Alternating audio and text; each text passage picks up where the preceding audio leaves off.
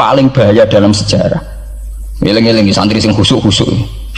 Mulane mboten iki sejarah. Mulane Kiai Maimun, Kiai ngalim rata-rata gedeng santri khusuk dalam hal sejarah. Akhirnya ono kelompok sing sok khusuk, yaiku moh tukaran, ya moh partai, moh kelompok-kelompokan. Ngerasa bener dhewe iku disebut kelompok Khawarij. Wong Khawarij itu darani dosa gedhe murtad saking khusuke. Ora ana dosa cilik, kabeh dosa iku gedhe. Mergo dosa iku bentuk pelanggaran terhadap Allah Subhanahu wa taala. Wis entek khusuk wong Khawarij. Ora ana wong khusuk dalam sejarah kaya wong Khawarij. Tapi saking khusuke duwe akibat Ali yo darani salah, Muawiyah yo darani salah. Ya kok wong saiki PKB darani salah, PKNU darani salah, NU darani salah, Muhammadiyah darani salah. Dekne mau klunak-klunuk ning kamar ora tau gawe madrasah, ya ora tau mulang ngaji. Paham nggih? Ya ora tau dadani umat, mau pertuntang-pertuntung. Iku Khawarij ngono jenenge apa? Khawarij. Saelek-eleke partai iku sering duwe paguyuban, ngrudak-gruduk istighosah mbok gawe sekolahan. Saelek-eleke partai. Saelek-elek ormas yo sering gerakno masa nganggo kebaikan. Tapi sak soleh-soleh wong dhewean paling klunak-klunuk. Padahal nek nggih madrasah dhewe, nek ora gawe proposal lho. Nek ora ngono donyane entek, padahal donyane mok sapi kuru entek. Iku nggo pondasine tok ora cukup. Nggo pondasine tok mboten apa? Cukup. Wis wong soleh paling apik sak donya, mulyane niat gawe masjid lho.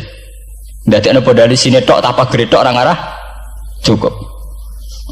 Ada sing rapati sholat lewat partai proposal sana sini masjidnya jadi mewah boko duit subhat boko haram mbok abang mbok ijo mbok. Akhirnya wong Khawarij gawe satu kelompok sing ngalalno darai Ali yang ngalalno darai Muawiyah. Akhirnya matek dipateni wong Khawarij. Sampai sekarang para teroris, para bom bunuh diri itu rata-rata berangkat dari orang yang sudah anti sama kepartaian, anti sama golongan, merasa suci sendiri, kemudian banyak terjadi bom bunuh diri dan sebagainya. Itu sejarahnya panjang. Memang samu gampang tapi urip. Sebab itu semenjak itu sudah ulama-ulama itu tidak senang sama orang yang merasa sok suci sendiri, benar. Loh, saya sering ditanya, Gus, sampean itu kan tidak berpartai. Terus kalau organisasi di Indonesia yang sampean ikuti apa? Tak jawab. Asal NU atau Muhammadiyah itu mayoritas, saya hanya ada di antara dua itu. Asal mayoritas, masih mayoritas. Soal aku tidak pengurus, memang tidak pengurus, tapi saya milih di antara NU atau Muhammadiyah. Asal masih mayoritas. Secara organisasi lah. Bahwa per detail perilaku kita karena kita punya ilmu, ya mungkin kita punya keekhasan sesuai kapasitas masing. Tapi kita harus milih salah satu NU atau Muhammadiyah. Karena ya Nabi sering pesan bahirul muslimin wa man sadza fin nar alaikum bil jamaah fa inna yadawahi ma'al jamaah wa man sadza fin nar. Kamu harus ikut kelompok mayoritas. Kamu nggak boleh hidup sendiri. Wa man sadza fin nar, yang merasa benar sendiri masuk neraka. Ya karena itu tadi ada madrasah karena dibikin kelompok NU. Nanti ada sekolahan modern yang menjadi izzatil Islam wal muslimin melawan wong Kristen atau wong fasik, ya sekolahan Muhammadiyah. Ngerono madrasah, ono turutan, ono lagar penceng, jasane wong ono sekolahan sing iso bersaing mbek non muslim wae Muhammadiyah. Ya itu saja kita. Karena kalau tidak direduksi begini, kita akan ikut kelompok-kelompok kecil yang merasa benar sendiri. Misalnya kelompok-kelompok yang kecil-kecil sing aneh-aneh. Itu kan mereka lebih orisinil. Tapi saat orisinil kelompok kecil tuh luwih ngeri. Misalnya kayak kemarin ada kelompok An-Nazir. An-Nazir mungkin dia bisa ngepas no dawe Nabi yang sing rambutnya diping dulu, sing tenggene japos bodone beda mek bodo kita. Saya tuh pernah melihat di Metro, ini cerita intelektual, pernah lihat di Metro wawancaranya ketua Jamaah An-Nazir. Itu dalam banyak hal memang mereka ingin memiripkan sama Nabi. Misalnya rambut dipilok diping. Dalam sejarah sampean takok ahli hadis, memang Nabi Sayyidina Abu Bakar itu rambutnya apa di apa itu disemir. Terus mereka kalau sholat isya itu akhir, katanya Nabi kalau sholat isya sulusul lail dan sebagainya. Tapi apa sisi yang dari itu terus kemudian merasa persis Nabi? Wong Nabi itu macam-macam. Beliau hidup itu berapa tahun? 23 tahun. Semenjak beliau jadi Nabi itu ngalami kenabian pinten 23 tahun. Dan itu punya ikhwal-ikhwal yang rawan ada nasah mansuh. Seperti sekarang di Pondok Indramayu, di mana-mana ada satu kelompok yang nganggep kehidupan sekarang itu adalah periode Makkiyah. Periode Makkiyah itu satu periode yang dimana sholat cek rapati wajib, zina rapati haram, nyabu rapati. Ya ada kelompok-kelompok di kota-kota begitu. Di kota-kota juga banyak orang yang sama orang zina itu biasa, sama orang nyabu biasa. Mereka sendiri tetap mengharamkan zina, tapi nggak perlu dilawan. Sehingga polemik ketika FPI begitu, ada yang mengatakan periode sekarang itu mirip Makkiyah, di mana kemungkaran nggak perlu dilawan, yaitu bil hikmati wal mau'izatil hasanah. Ada orang yang menafsirkan Islam sekarang itu sudah periode Madaniyah, sehingga kemungkaran harus dilawan. Yang kayak FPI itu yang anggap sekarang sudah periode Madaniyah. Lah itu kan artinya begini, semua itu toh mengklaim mirip-mirip niru Kanjeng Nabi. Masalahnya semua itu juga ngeklaim mirip-mirip niru Kanjeng Nabi. Nah, terus kemudian ini cerita Malik ahli sunnah. Kemudian sejarah memanjang. Sausi Ali bin Muawiyah keok, Sayyidina Ali keok di putra Sayyid Husain. Sayyid Husain kon ngakoni pemerintahane Yazid teng Syam. Sayyid Husain boten kersa. Idzan al mautu khairun bi. Kalau begitu lebih baik mati. Terus dibantai teng Karbala. Bons. Ketika dibantai di Karbala malah melahirkan trauma lagi. Wong Islam sing model tipikal Sunni tetap melok Yazid. Tipikal Sunni bukan Sunni, tipikal Sunni. Artinya melok Yazid wes ora usah dituntut dendam, malah ra ono bare. Akhirnya gak dendam. Kelompok Syiah iku apa-apaanan, putune Nabi kapundhut kok dingin-dingin saja. Kudu ono revolusi, akhirnya revolusi. Ngelahirno kelompok Syiah kanthi sak mangke. Karena kelompok Syiah itu berangkat dari tragedi Husain, semua penanggalan Syiah mengacu 10 Muharram di tanggal kabudute Sayyid Husain, dan revolusi Syiah selalu mengacu kebangkitan Sayyid Husain.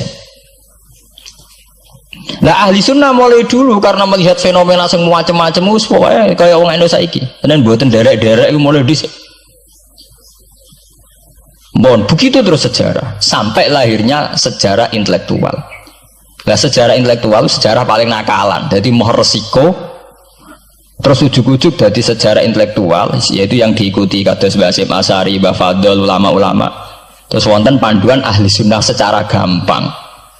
Artinya secara gampang begini, ahli sunnah itu siapa? Orang yang dalam bermadzhab fikih mengikuti ahadul madzahib al-arba'ah. Orang yang dalam ilmu kalam mengikuti Abu Musa al-Asy'ari atau Abul Hasan al-Maturidi. Orang yang dalam tasawuf mengikuti Imam Junaid, Abul Qasim al-Junaidi atau Syekh Abdul Qadir al-Jilani. Ya begitu. Tapi kan mereka-mereka yang jadi panutan kita kan orang yang baru datang kemarin. Masa sahabat sabarani ahli sunnah? Tabiin, masa tabiin pengikut Abu Musa al-Asy'ari? Bisa endi tabiin Abu Musa al-Asy'ari? Masa Sayyidina Umar pengikut Imam Syafi'i? Wong dhisik Sayyidina Umar. Nah itu jenenge pembakuan sejarah secara intelektual. Artinya karena mendefinisikan ahli sunnah itu kangelan. Sebabnya ahli sunnah itu wong sing ciri utamane itu Syafi'i atau Maliki atau Hanafi. Dalam akidah anut Asy'ari atau Matu, ya hanya begitu saja. Ya suwe-suwe secara kultural kalau di Indonesia ditakrif ahli sunnah sapa? Ya Nara NU ya Muhammad dia. Karena Wahabi itu klaim ahli sunnah, sama jangan salah paham. Wahabi sendiri itu menurut konvensi internasional itu masih ahlus sunnah. Yeah. Dalam seminar-seminar OKI sedunia Wahabi itu masih kategori ahli sunnah. Muhammadiyah termasuk masih kategori ahli sunnah. Tapi kemudian ahli sunnah direduksi lagi. Ahli sunnah iso boy, sing sarungan keturunan kuno ya napa? Ahli sunnah. Nah, repot kan? Akhirnya secara global digawe takrif ahli sunnah itu sapa? Sing ora jelas sikape. Lah anak Syiah sing wani Amerika, takrif itu berkembang terus. Kok kebetulan Syiah diwakili oleh Iran, mulai dhisik ciri utamane Iran wani Amerika. Enggak dong, Iran nate dipresideni Shah Iran. Shah Iran itu Pahlavi. Pahlavi bonekane Amerika. Terus digolengno mbek monarkine Khomeini mbek Ali Syariati. Semenjak itu Iran identik mbek wani Amerika dimulai zaman era revolusi sinten Khomeini. Badhe niku Rafsanjani dia masih wani Amerika. Terus sama kayak Ahmad bin Nijat nih. Mulai rian Iran mau diciri khas sebuah negara yang wani apa? Amerika. Wani tenan Boris pokoknya jadi sejarah. Dan ini dua sejarah ciri khasnya wani apa? Amerika. Nah sesuai dari takrif. Pemerintahan Sunni piye? Sing balane Amerika, adalah Arab Saudi balane Amerika. Lah sing Syiah sing wani. Lah sesuai tarifnya itu kan. Misalnya Amerika runtuh sing kuat Cina. Lah itulah kehidupan intelektual. Kehidupan intelektual itu akan selalu berkembang. Dan kita sebagai ulama, sebagai orang yang ngerti Quran harus membaca itu terus, fenomena itu, fenomena pergeseran-pergeseran itu. Lah sampai anak menangi lah, jenenge kiai ra ketunan koyo muruah. Ya menangi ketika ra ketunan dimulai tradisi PBNU sing tukang kiai desa mesti anak buahe PBNU. Lah genge sing Jakarta ora tau ketunan, kewapok. Lah takano Mbah Sakur, jenenge riyen kiai jajar wedok UF. Suwe-suwe wala-wali zaman ketuane kiai rak PBNU. PBNU ini jajar-jajar Megawati. Sering metuki samu wedok do salah, nyoro sing kiai desa. Dikritik ke atasan, ra dikritik keyakinane dekne ora pas kiai jajar wong wedok ora lara. Ya itu zaman mesti begitu. Kiai desa ngrasa nak lunga ora ketunan UF, ketuane kiai ning Jakarta ora ana sing orang sing ketunan. Cara desa kiai jagoan mbek wong wedok iku ketuane kiai sing di Jakarta. Ya ora trimo jagongan, koalisi. Ya itu kehidupan intelektual. Kita harus lapang dada berani membaca itu. Itu fakta. Kowe ora usah dadi khawarij karena kecewa terus dadi napa? Khawarij. Kecewa Pak Hasyim Asy'ari, kecewa Gus Dur tuh dadi khawarij klunak-klunuk mbek gremang-grem. Tidak bisa.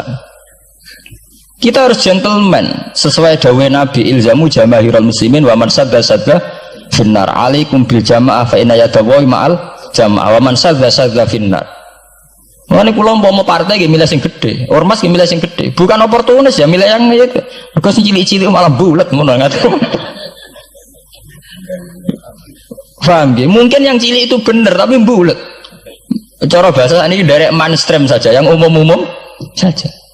Kan kalau kiai kan butuh lunga ra ketunan ya ra ketunan. Umume wong piye ge wae umume wong. Kulo niku khusus umume wong sing ringan-ringan saja itu sing umum-umum saja. Itu tadi ya. Karena sejarah ahli sunnah sendiri itu sejarah yang disederhanakan oleh proses intelektual. Kalau baleni malih ya. Sejarah ahli sunnah piyambak itu sejarah yang disederhanakan oleh proses intelektual. Ini kemudian ada takrif ahli sunnah itu sapa wong sing cara bermadzhab mengikuti ahadul madzhab al-arba, cara bertasawuf mengikuti Abdul Qasim al-Junaidi, ya. Cara bertauhid atau berilmu kalam nganggo Abu Musa al-Asy'ari atau Abdul Hasan al-Maturidi. Tapi mana ada takrif itu zaman Nabi? Nabi ora menangi periode ini Abu Musa al-Asy'ari, ya ora menangi Abdul Hasan al-Maturidi. Zaman itu mau ngoten tok. Ahli sunnah sinten ya Rasulullah? Ma'ana alaihil yauma wa ashabi. Ya wong sing anut aku lan anut sahabatku. Alaikum bisunnati wa sunnatil khulafair rasyidin al-mahdiyyin. Kowe ku anut aku lan anut khulafair rasyidin. Iya zaman Abu Bakar enak ketuane sitok. Tunggale zaman Basim Asy'ari enak karo anut Basim, nak era putu. Jare sepuh ya putune, jare sitok iku ya putune, iku ya putu, angger wong ya putune. Kula ereng wonten kiai alim wali teng Jawa Timur. Niku anak putune iku ora bangga. Mergo ager wong ya putune. Lho nggih to nggih. Misale Basim Asy'ari kiai top. Nah Basim jek dhewean kabeh wong menapa dawuh Basim. Era anak rek 6 5. Lah nek era putu karek ngitung kan. Anak-anak 5 dan anak 5 anak putune wis sawe. Putune madzhabe beda-beda. Wong kula mondok sarang nggih menangi. Istilah sarang riyen Bani Ghazali, madrasah sarang namine Madrasah Ghazaliyah. Era Mbah Ahmad Bani Ahmad. Era Mbah Zubair Dugdeng, alim terkenal istilah Bani Zubair. Samangke pun benten malih. Putrane Mbah Zubair itu banyak. Ya, putrane Mbah Zubair banyak. Nah, kebetulan yang punya nama besar Kiai Maimun. Ya ada sendiri Bani Maimun, yang satu Bani siapa Bani? Ya sama Mbah Zubair. Tapi era anak kan sudah beda kan? Lah Basim Asy'ari nasibnya ya nanti kayak itu.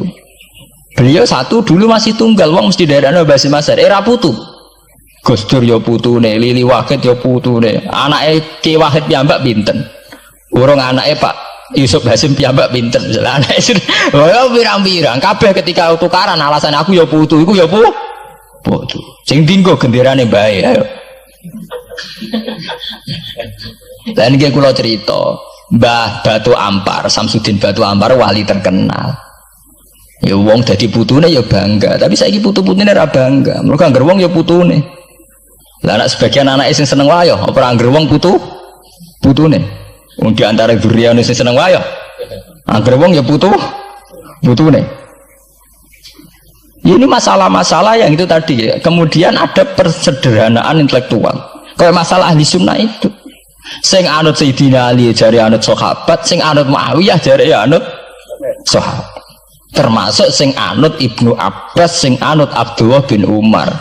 Di mana dua sahabat ini dalam posisi orang melok-melok. Makanya kayak saya, kayak ulama-ulama rata-rata mengikuti mazhabnya Abdullah bin Umar. Karena saat ada konflik Ali Muawiyah, beliau itu bersikeras orang melok-melok. Beliau tetap mengajarkan sunnatul Rasulillah tanpa berpihak kelompok. Tapi banyak riwayat mengatakan Abdullah bin Umar bin Abbas itu kecewa. Hanya kecewa itu gedon dia ramel-melok. Ya karena itu tadi, ketika ada dua pilihan ramel-melok ya terus repot. Dia tuh sampean saiki pikir mau nih, saelek-eleke wong melok P3 atau PKB, iku melok nentokno kemaslahatane Jawa Timur, mbah Bojonegoro, mbah apa. Tapi saapi-api wong ra melok-melok, nentokno mudun lho ra melok-melok. Sehingga ada mazhab ahli sunnah sing majibno wong kudu melok-melok. Karena saapi-api wong ra melok-melok iku ndak ada yang dikaryakan, nggak ada yang dipekerjakan. Oke, misalnya taruh saja misalnya sampean melok PKB atau P3 atau melok PAN. Saelek-elek melok iku mesti melok mikir nasib bangsa. Tapi saapi-api ora melok-melok ora ono sing mbok lakoni. Sebab itu ya banyak saja ulama yang mengatakan ketika ada partai yang macam-macam kayak kudu melok salah siji. Bukan apa-apa ya nganggo perhitungan amal. Kalau lama ya pakai perhitungan apa? Amal. Sebab itu ketika ada waqatil Jamal, ketika Sayyidina Ali bentrok be Aisyah, itu ya sahabat ada yang melok Aisyah, ada yang melok Ali, orang kok terus muni rak melok. Ya tapi itu tadi kula wau matur teng awal, ketika Rasulullah dawuh kowe anut aku lan anut sahabatku, dawuh iku masih normatif. Artinya normatif ketika sahabat kepemimpinannya tunggal jelas anut Abu Bakar. Lah nek saiki sahabate dhewe wis tukaran. Iku tunggale ana wong dawuh kowe anut kiai, mati urip donya akhirat anut kiai. Lho urusane kiyaine dhewe wis beda be. Ngono urusane kiyaine dhewe wis beda. Ya iya misalnya kiai PKNU kan ngono alasane, kowe anut kiai, anut sapa ora anut? Ya empun Mbah, tapi kiai kula P3. Mau cari kiai P3 kowe mati urip anut kiai, empun anut Mbah, cuma kiai kula PKB.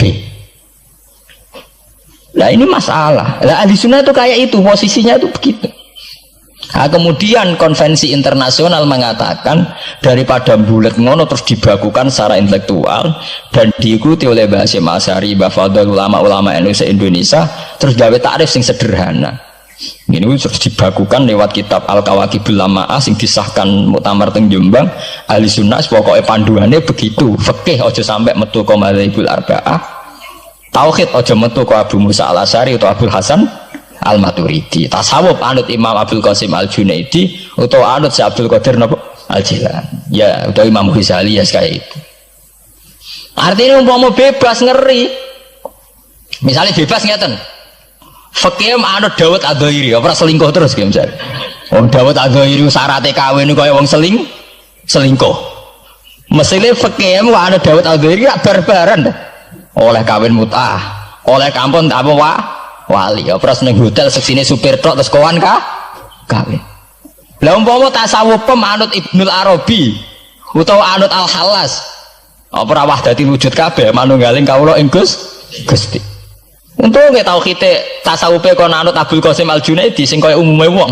Beliau sebagai ulama ya mulang ya kumpul wong. Lah munggo tasawufe anut Ibnul Arabi, apa ora wahdati wujud utawa anut Husain Al-Khallat, apa ora dadi Siti Jenar. Paham ya? Jadi orang gunanya dibatasi, nak dibatasi liar tenan.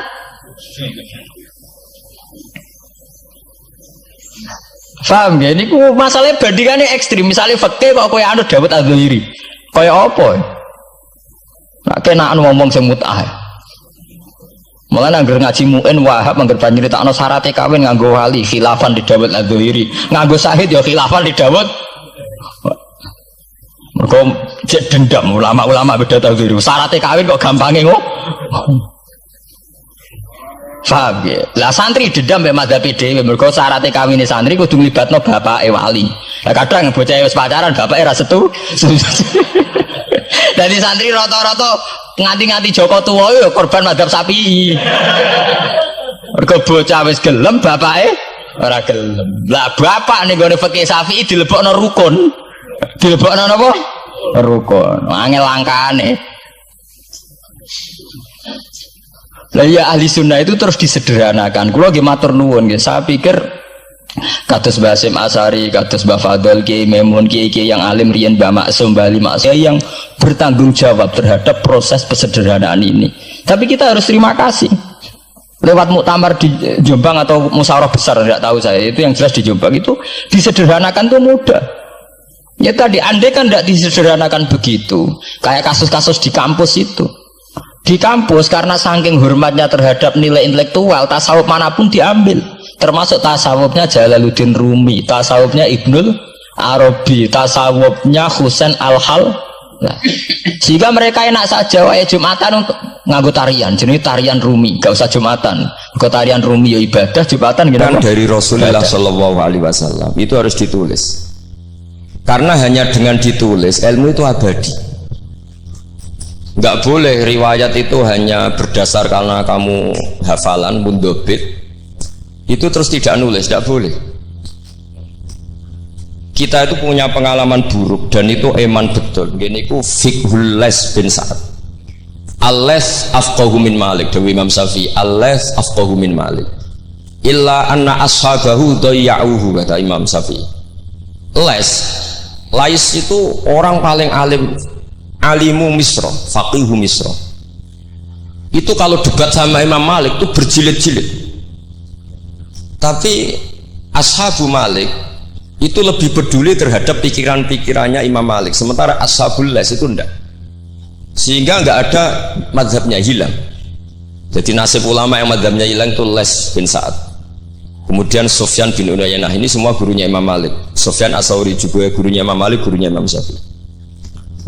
Nanti nasibnya Mbah Mun kalau tidak ada yang mentadwin, membukukan, akan seperti itu. Karena orang akan menafsirkan tidak dengan panduan guru-gurunya ila Rasulullah Shallallahu Alaihi Wasallam. Saya masih ingat ketika ini betapa luar biasanya Mbah Mun tentang tafsir. Seperti yang kita katakan Gus Rosid tadi, Mbah Mun itu putra Mbah Zubair, tapi ngaji sama orang ahli tafsir, ahli Quran, Said Alam. Sehingga Habib Salim Asy-Syatiri itu punya karangan ya tentang tafsir, namanya An-Nafahat Al-Haramiyah atau Al-Fawaid Asy-Syatiriyah. Kalau gadah kitab sekitar 2 jilid. Mbah Mun itu dulu ngajar kita Faidul Khobir fi ulumil Quran, fi ulumit tafsir. Rian ngajar seminggu 2 kali di MGS. Ini Pak Sukron ya termasuk alumni MGS, berarti pernah sekolah berapa kali Pak diulang Mbah Mun? Seminggu 2 kali. Jeleng seminggu 2 kali. Khatam. Tak kok khatam gak boleh. Jujur itu baik. Jadi jujur itu baik. Nah, barokahnya mudawan. Saya beri contoh satu, betapa resikonya andekan ilmu itu tidak mudawan. Ya kayak Khawarij itu. Khawarij itu orang yang ibadahnya khusyuk, tapi itu kecelakaan bagi sejarah umat. Sampai Nabi ngendikan syarru hadil ummah al khawarij syarrul khalqi wal khaliqah. Orang Khawarij itu buruk-buruknya makhluk, ini Kak sabda Rasulullah sallallahu alaihi wasallam.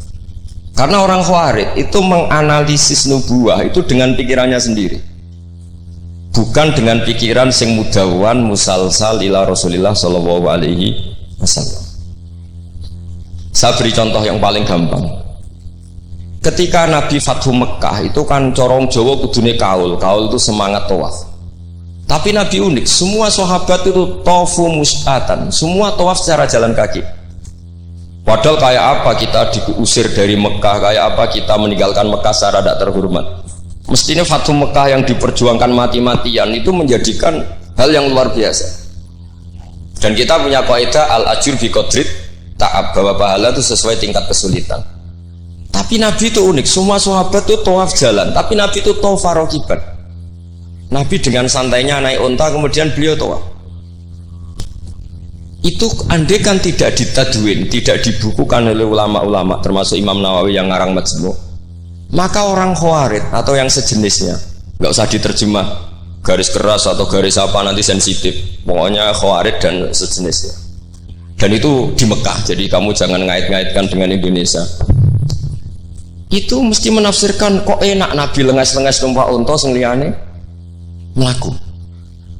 Tapi barokahnya tafsiran ulama itu dibukukan. Nabi yang saat itu tawaf rakiban, ya, Nabi yang saat itu tawaf secara berkendara, itu afdolu mungkin bi alfi fadilatin sampai ila mala nihayatallah daripada yang tawaf masyian. Karena yang tawaf berjalan itu hanya melakukan satu kaidah bahwa al-ajru bi qadrit ta'ab. Tapi itu punya resiko fikih jangka panjang. Andai kan Nabi ikut tawaf jalan, maka akan dianggap syarat sahnya tawaf harus berjalan. Dan itu kita kesulitan ketika kita setengah lumpuh, setengah sakit.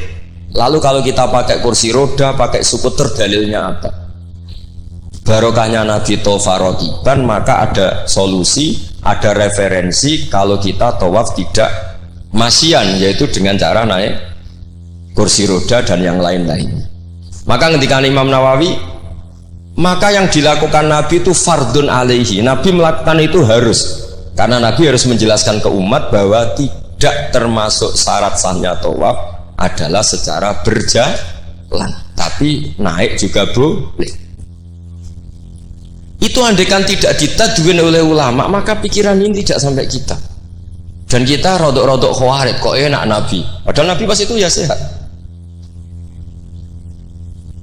Nah sama, ketika Mbah Mun ngersakno Gus Yasin jadi wakil gubernur, juga banyak Gus Rosid ini, Gus Subab kerso jadi DPR RI, Gus Kamil ya ketua DPR Rembang. Itu maka menjadi fikih bahwa ulama itu tidak harus berhadapan-hadapan dengan negara. Buktinya orang sekali Mbah Mun, putrane diminta disuruh mengkhidmati negara. Sehingga harus menjadi tradisi besar bahwa ulama dan umara tidak harus berbenturan.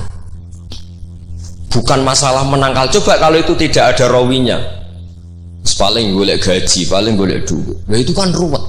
Itu tafsiran Khawarij.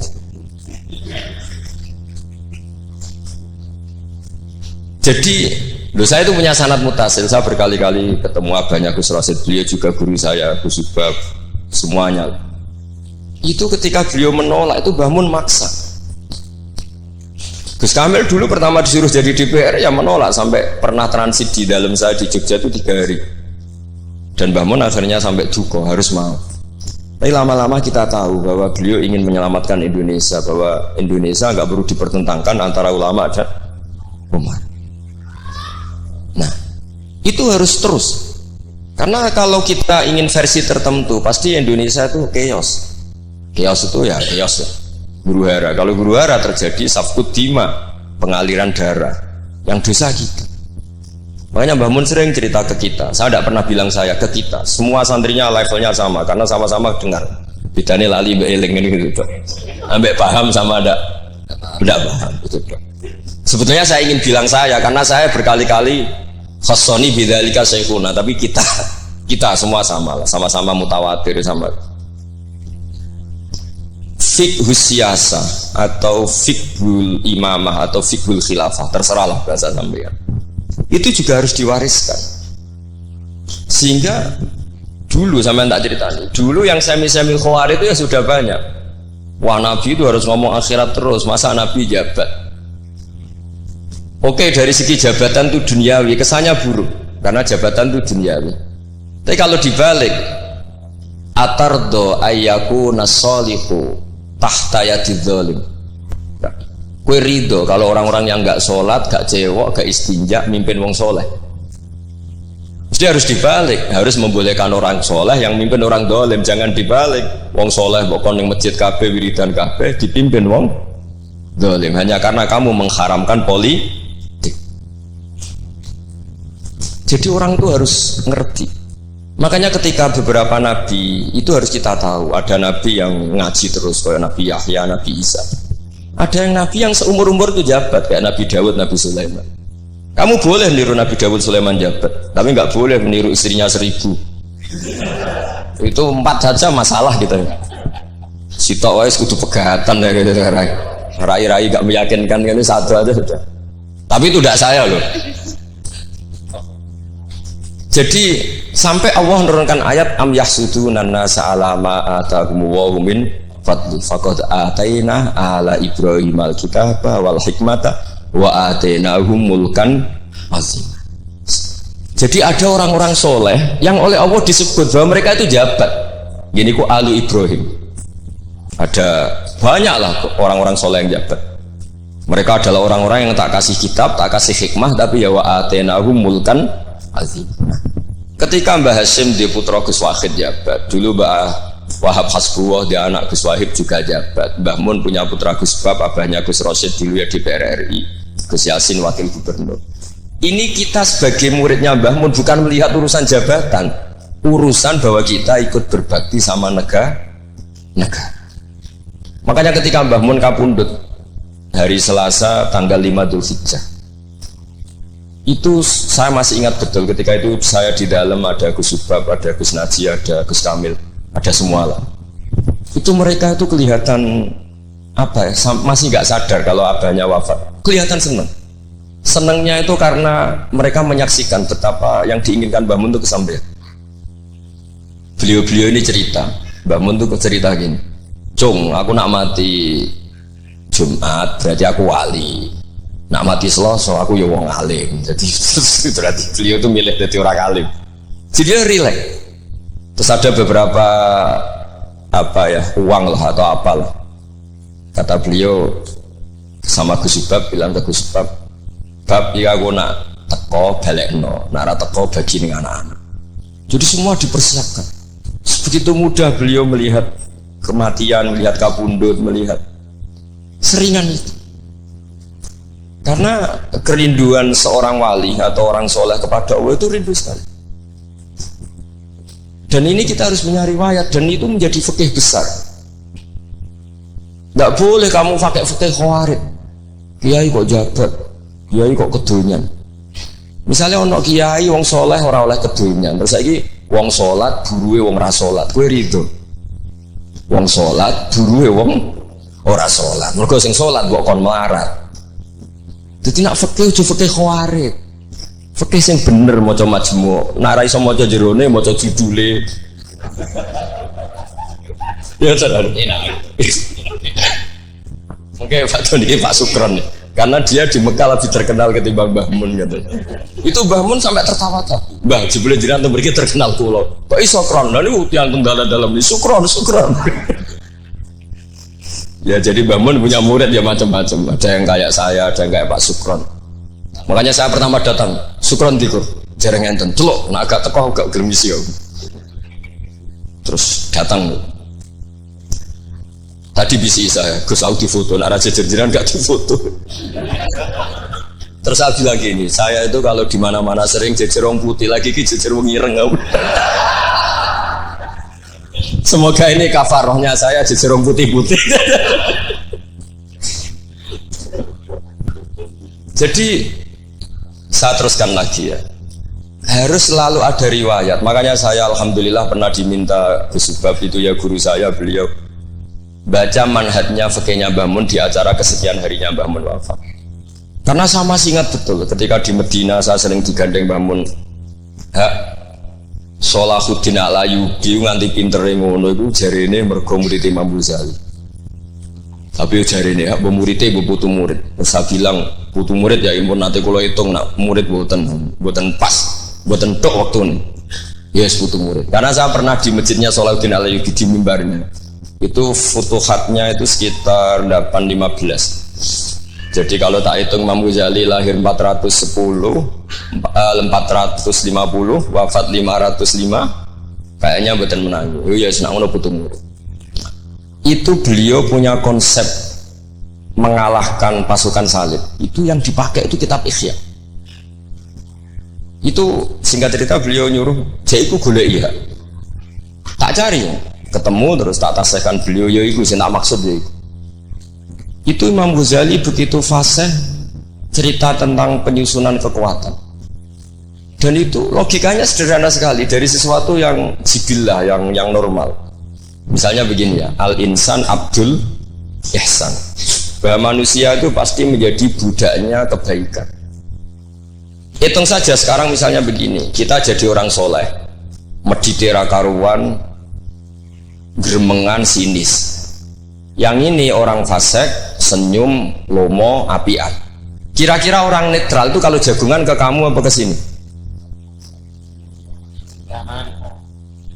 Yang lomo, yang nyaman kan? Sehingga orang boleh mengatakan ketika ngarang fikih, senyum itu sunat di karangan fikih. Tapi di aplikasi nyata tidak bisa. Bagaimana kalau ada orang netral, bisa soleh, bisa fasik, sing fasik senyum, sing soleh merengut, sehingga yamilu orang yang netral ini ke yang fasik. Kamu bisa ngarang fikih kalau sedekah itu sunat, karena itu sudah tidak wajib, karena yang wajib itu zakat. Kamu bisa ngarang fikih seperti itu. Tapi kalau dalam tatbiki tidak bisa. Misalnya saya orang soleh hidup di tengah kota, atau orang soleh hidup di pedalaman, terus saya medit mentang-mentang sudah zakat, nggak pernah sedekah. Sing wong fasik jor-joran sering nyervis rokok gratis, ngopi gratis. Kira-kira kemana kecenderungan orang? Ke yang fasik, karena al-insan abdul ihsan. Nah, hal-hal seperti ini tuh yang dikaji Imam Ghazali, kemudian itu menjadi inspirasi Salahuddin Al-Ayyubi. Kalau dia ingin solid, maka harus berbuat baik sama siapa saja, karena itu cara punya kekuatan. Nah, kita enggak, kita ini memaksakan kebenaran tapi prosesnya tidak simpati. Makanya kata para mufassir, walaupun tafadzur ghalidal qalbi lan faddu min khaliq, itu kata para mufassir, hada sayyidul khalqi wa hada ahabbul khalqi ila Allah. Ini Rasulullah, orang paling dicintai Allah. Itu saja sekali salah dalam perilaku sosial, itu bayangannya lan faddu min khaliq, orang akan bubar.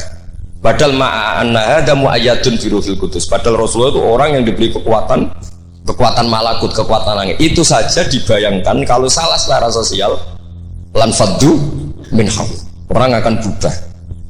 Apalagi kamu yang keramatnya enggak jelas, hizibnya enggak mandi,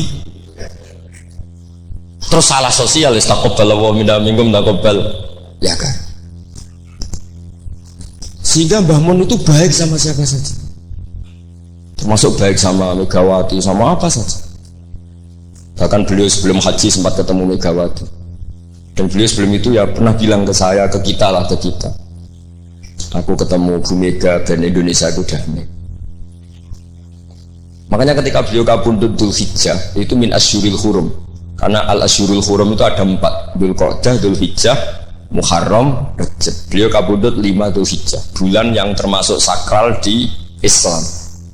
Dan beliau kabundut 6 Agustus, bulan yang paling nasionalis dalam Indonesia. Jadi Allah memilihkan beliau bukan sekedar tempatnya di Ma'la, tapi pakai bulan yang paling sakral sesuai konteks masing-masing. Dalam religius Dzulhijjah itu sakral, dalam nasionalis Agustus itu sakral. Kayak apa Allah memilihkan beliau? Makanya ini saya cerita ya, saya mungkin 10 menit lagi, sampai santai aja, ini nggak ganggu lama-lama supaya nggak ribet. Makanya di antara yang ditulis beliau tentang jabatan, tentang jabat, nah ini cerita saja. Beliau menulis feeling tuh sekarang halaman 37. Nanti kalau yang nggak paham ngaji sama Pak Sukron, sudah tak ijazahi tadi. Kobil tuh. Kobil tuh. Kobil. Jadi nanti yang nggak paham, iya itu nanti. Kau jebolin. Apa? Kau jaluk deh. Wah, serang. Kau lagi jaluk Melayu sudah. Sah kan? Sah. Ini konco kulo mulai teng sarang ngantos. Nanti foto-foto tegen kulo tanggal 3 Syawal. Nih Pak Sukron nih. Gus, gue nak jadi kiai jogeman kaya aku. Tak pikir apa? Ceritanya gini Gus Rosid, dia itu kiai, mungkin kiai debutan. Dia dengan santainya cerita, man soma Ramadan summa atba'ahu sittan min Syawal faka'annama somat daro kullah. Jadi puasa Ramadan kemudian puasa 6 hari Syawal maka seakan-akan puasa setahun. Singkat cerita ada orang lugu puasa tanggal 2 ini. 2 Syawal puasa. Soan Pak Sukron pas kiai ini rokok. Terus kata orang lugu tadi, getun Pak aku anu jenengan. Jebule jenengan gak poso. Saya bilang, lah opo ke dalil ngono barang lha opo? Dalil liyane ya kena ngono. Tapi itu kearifan, menurut saya dia cerita itu kearifan, maka ini warning ya. Siapapun yang ngiyai jangan dalil sesuatu sing ra iso nglakoni. Terus ora lho dak ini ya enggak apa-apa. Lho kula lah ya ora pati wani dalil sing ngoten-ngoten ora wani mergo wis wong santri sarang ben ora usah dirakat ben. Mon ping 6. Nggih, tambah sepik. Dari bangun setahun pun. Memang ini didikan sarang yang keterusan. Mbah Mun itu kan mengharamkan santri tirakat. Iya, santri ora usah tirakat. Santri sarang ora usah tirakat. Mondok sarang tok iku istirahat. Nang yo banyune wasin. Kadang ape ning WC yo iku ning lembak-lembak. Wis banyu wasin gone sesekan ra duweke wis sung-sung ora tenan ngono. Jadi ra usah tirakat itu wis istirahat. Jadi saya ulang lagi ya, al-fiqhu fikih itu harus mudawwan. Saya yang sudah kecelok alim saja itu sering nggak tahu kalau itu tidak ditulis oleh ulama-ulama kita. Kayak tadi, kenapa Nabi tofa rokiban? Padahal Nabi juga yang mengajari al-ajru bi qadrit ta'ab. Andai kan Nabi tidak tofa rokiban, maka kita akan kesulitan nyari referensi bagaimana hukumnya tawaf pakai kursi roda. Barokahnya mudawwan dianalisis oleh Imam Nawawi dan seterusnya bahwa Nabi tawaf rokiban adalah wajib bagi beliau untuk memberi pelajaran bahwa itu sah. Coba kalau nggak ada penjelasan itu, mungkin orang menduga-duga Nabi ku piye dipek menangi dewe, mukhawarid sebenarnya. Dan itu harus ada yang mudawwan. Sama seperti Nabi Dawud, Nabi yang jabat, Nabi Sulaiman, Nabi yang jabat. Supaya jabatan itu tidak tunafis solafiyah, bahwa jabat itu tidak berlawanan dengan kesolehan. Nyatanya banyak orang soleh yang jabat. Tentu yang nggak jabat lebih banyak. Islam tak belo. Pak Sukron ya soleh tapi buatan jabat. Cuma soleh sampai kuat ngantek kapan ya roh. Nah sini yang halaman ini terakhir, masih 7 menit, 37. Hada summa idza nazarna ilal adarisan. Kula waca. Bismillahirrahmanirrahim. Wal mamlakatani al ukhrayani allatani mazalata qaimataini ilal yaum ani al mamlakatal hasyimiyah al urduniyah wa mamlakatal maghrib tawallahuma al hasaniyuna aidan. Artinya Mbah Mun cerita bahwa banyak orang-orang soleh bahkan min dzurriyyati Rasulullah sallallahu alaihi wasallam dan mereka jabat jadi raja, yaitu pasnya di Maroko adalah rajanya Al-Hasani, apa? Hasani. Juga di Ordon, di Jordan itu rajanya Al-Hasani. Intinya Mbah Mun mau ngendikan kamu jangan anti jabatan, banyak orang-orang soleh yang jabat, bahkan bukan sekedar soleh tapi itratu Rasulillah, al-itra at-tahira, itratu Rasulillah sallallahu alaihi wasallam. Ini dan beliau menulis itu. Wal mamlakatani al ukhrayani allatani mazalata qaimatain ilal yaum ani al mamlakatal hasyimiyah al ordoniyah wa mamlakatal maghrib tawallahuma al hasaniyah itu. Hada summa idza nadzarna ilal adarisah. Adarisah itu Sayyid Idris. Sayyid Idris itu al Hasani ya. Jadi al Hasani yang paling populer di Maroko namanya apa? Al Idris. Makanya disebut adarisah. Yang dzurriyyahnya al Idris disebut apa? Adarisah. Kayak yang bermadzhab Hambali disebut Hanabilah. Summa idza nazarna ilal adarisa wajadna anna ba'dhum wasalu ila sultanah war riyasah faqad sabaqa an assasa Sayyid Idris bin Abdullah daulatan azimatan fil maghrib wa nudiya bis Sayyid Muhammad As-Sanusi malikan ala Libya. Jadi ini ya saya mau cerita Mbah Mun itu satu khazanah besar, melahirkan murid-murid yang alim alamah ya banyak sekali tidak bisa dihitung, melahirkan murid yang bahkan putra yang cakap politik banyak. Siapa yang nggak ngaku alimnya Gus Najib? Siapa yang nggak ngakui fleksibelnya Gus Subab di jabatan Gus Kamil? Itu nggak bisa terhitung. Makanya ini khazanah besar, nggak usah dibentur-benturkan. Ada yang nekuni alim, ada yang nekuni jabatan. Semua itu untuk li'ilain apa? Kalimatillah. Jadi ini nggak ada masalah. Wonten sing kono Bapak Sugron sesurip wae, menengah sok urip wae.